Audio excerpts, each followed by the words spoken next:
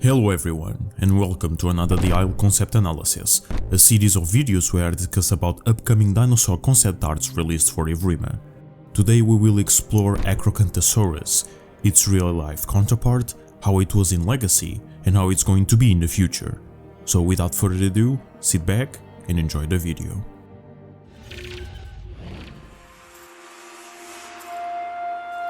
Acrocanthosaurus atokensis, meaning high-spined lizard, was a large-sized theropod from the early Cretaceous, 113 million years ago, habiting the areas that are now North America. This large predator belonged to the Acrocanthosauridae family, a group of large theropods mostly known for their narrow skulls and shark-like teeth, hence the name, and Acro was amongst the largest, with some estimates suggesting that this species could reach 38 feet in length, rivaling Carca in size.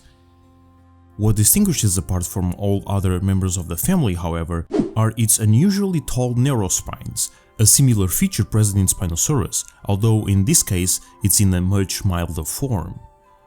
These long vertebrae had attachments that could hold incredibly rigid and powerful muscles, much like modern-day bison, making it an extremely robust dinosaur. But outside of that, their functionality remains unknown. Like the majority of Acrocanthosaurids, Acro also possessed its set of serrated teeth, designed to tear down flesh, causing deep wounds on its victims, a perfect weapon for sauropod hunting, which it is suggested to be the case since we can encounter the sauropods Astrodon and Sauroposeidon in the same formation.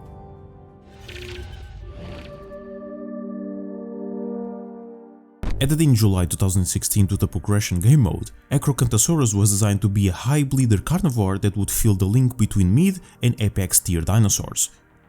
Being significantly stronger than most mid tiers but weaker than most apexes, Acro was in the decent spot with high bleed and surprisingly fast sprint, making it an effective ambusher relying mostly on mid tier prey while also being capable of defeating apexes in small packs.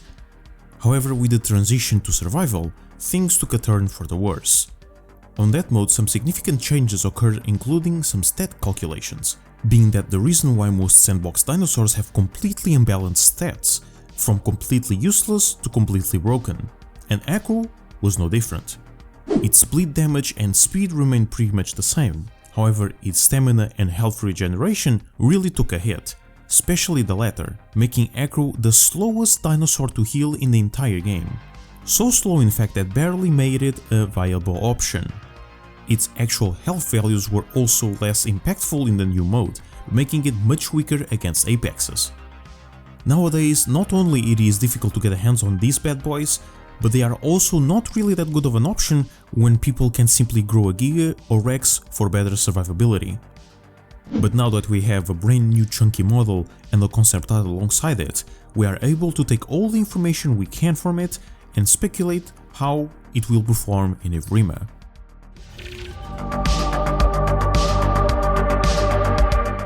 Right off the bat we can immediately observe Acro's new hunting style and mechanic, suffocation, more specifically a hunting method named throat clamp. Acros specialize in latching on their prey's jugular, cutting down their oxygen supply, essentially choking them to death, a technique commonly used by most felines and canines, and we can see Acrocanthosaurus performing such attacks in these two circumstances. I will talk about them in more depth in the next chapter. While they appear to prefer larger prey, this image suggests that they are somewhat vulnerable to small pouncing carnivores like Utahraptor. However, it is also worth pointing out that this Acro over here has its mouth open and usually wider than any other illustration of the concept. This might be just art flair, or it can hint to a possible extra feature on its kit. But seeing this being the only example of such, we cannot take any solid conclusions. But this next segment may further imply Acro's vulnerability to small predators, or rather, vulnerable to bleeding. Mud in Evrima can help with blood loss, and it is known that Utahs are decent bleeders. Adding that to the fact of Acros having terrible health regen in Legacy, we can speculate that these two images combined imply that Acro is sensitive to bleeding, requiring mud baths more frequently than other predators. Or he can just be chilling in the mud.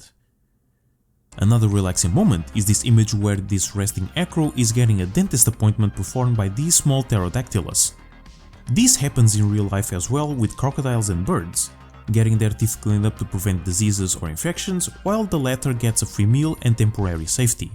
While it is not certain that this is going to be an actual mechanic, we do know that diseases will be a thing in the game in the future, so apex predators in general, or Acro specifically, might use these AI flying reptiles to avoid getting sick.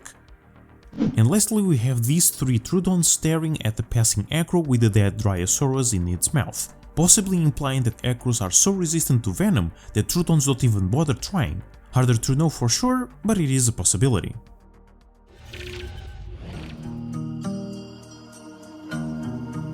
The changes to Acrocanthosaurus are rather strange in all honesty.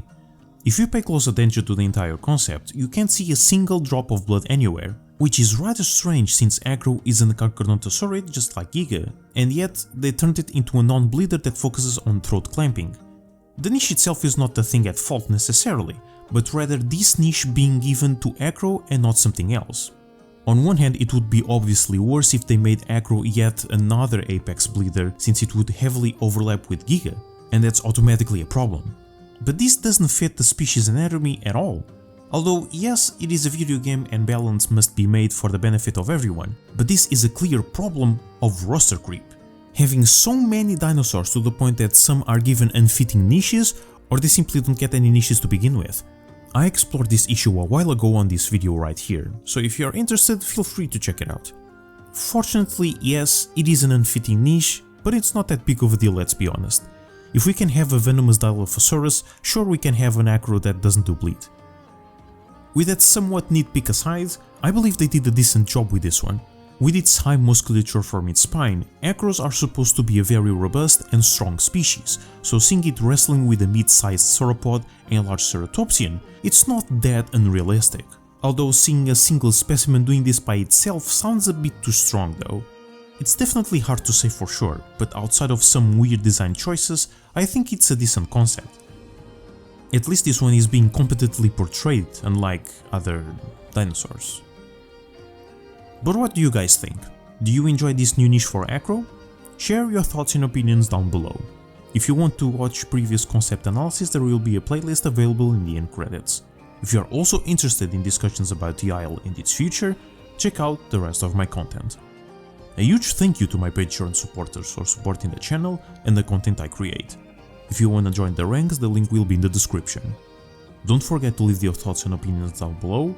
Join our Discord server for memes and paleonut stuff, and I hope to see you all next week.